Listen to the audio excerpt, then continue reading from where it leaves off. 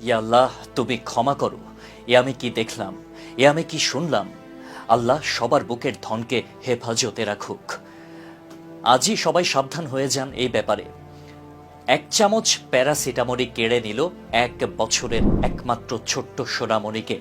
আহ, পৃথিবীটা কত নিষ্ঠুর। বিয়ের 10 বছর পর অজস্র নির্ঘুম রাতের কান্নার ফসল, কত দোয়া, দয়া আর আবেগের ধন মাত্র একটা ভুলে চলে গেল। ভাবতে পারেন, খবর শোনার সাথে সাথে চোখের কোণে পানি জমে গেল।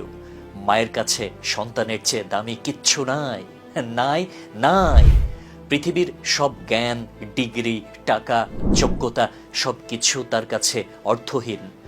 বলছিলাম চিকিৎসক মায়ের সন্তান হারানোর বেদনার কথা। অসুস্থ সন্তানের জ্বর, বুকের সাথে জড়ানো সন্তানের গায়ের তাপে মা উদ্বিগ্ন। জ্বর কমানোর জন্য 1 চামচ প্যারাসিটামল খাওয়াতে গিয়ে তা দুর্ভাগ্যক্রমে ঢুকে পড়ে ফুসফুসে। তারপর কাশি, শ্বাসকষ্ট, জ্বর, আইসিইউ।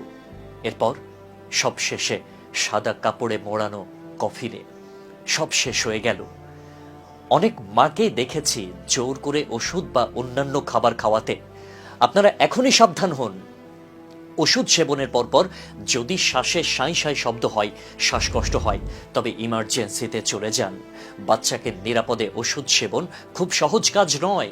বিশেষত ছোট শিশুর ওষুধের ডোজ খানিক কম বা বেশি হলে তা ঝুঁকিপূর্ণ হয়ে ওঠে। এসব কথা শোনার পর প্যারাসিটামলের মতো ওষুধ শিশুর ব্যথা লাঘবে প্রায়ই দেওয়া হয়। কখনো চিকিৎসকের প্রেসক্রিপশন ছাড়া শিশুকে ওষুধ সেবন না করানোই উত্তম। মনে রাখবেন, শিশু বয়সের ওষুধের ডোজ তার ওজন অনুযায়ী বেশিরভাগ ক্ষেত্রে নির্ধারিত হয়।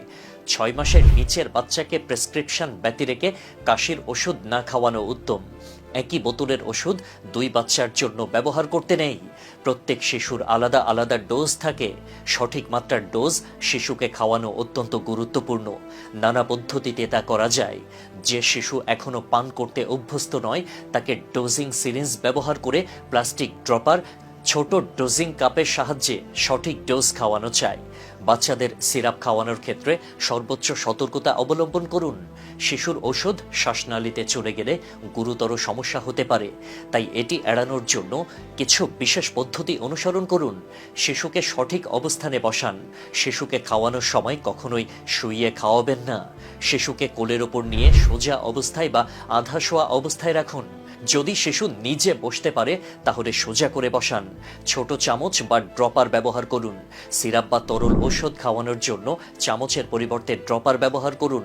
ড্রপারের সাহায্যে ওষুধটি শিশুর জিভের পাশে বা গালের ভেতরের দিকে ধীরে ধীরে দিন। একেবারে বেশি ওষুধ দেবেন না। একবারে বেশি পরিমাণ ওষুধ শিশুকে খাওয়ানোর চেষ্টা করবেন না। অল্প অল্প করে ধীরে ধীরে খাওয়ান। শিশুর মুখ বন্ধ করতে বাধ্য করবেন না। জোর করে শিশুর মুখে ওষুধ ঢেলে দিলে তা শ্বাসনালীতে চলে যেতে পারে। শিশুকে শান্ত করতে এবং স্বাভাবিকভাবে ওষুধ গিলতে উদ্বুদ্ধ করুন। শিশুর মাথা সোজা রাখুন। খাওয়ানোর সময় শিশুর মাথা কখনো পেছনের দিকে হেলিয়ে দেবেন না। মাথা সামনের দিকে হালকা ঝুঁকে রাখুন। খাওয়ানোর পর পর্যবেক্ষণ করুন। ওষুধ খাওয়ার পর শিশুর শ্বাস প্রশ্বাস এবং আচরণ লক্ষ্য করুন। যদি শিশুর মধ্যে হঠাৎ শ্বাসকষ্ট, কাশি বা দম বন্ধ হওয়ার মতো লক্ষণ দেখা দেয়, তাহলে দ্রুত চিকিৎসকের পরামর্শ নিন।